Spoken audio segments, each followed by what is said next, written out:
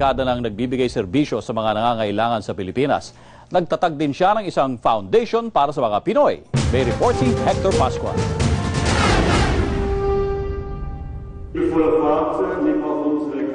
Kilala si Father George Sieselsberger sa kanyang mga proyekto para iangat ang kamulatan ng lahat sa kahalagahan ng tamang pangangalaga sa kapaligiran, pagtaas sa kabuhayan ng mga katutubo at pagtaguyod ng espiritualidad. Isang Divine Word missionary at tubong Vienna si Father George. Sa kasalukuyan ay nagtuturo siya ng Theology of Creation at Ecology sa Ateneo de Manila University. Taong 2002 nang itatag niya ang J.U. Chris Foundation. Would also appreciate that Filipinos in the Philippines as well as worldwide know more about the issues and the needs of indigenous peoples who are very much threatened in their lifestyle through the processes and dynamics of globalization.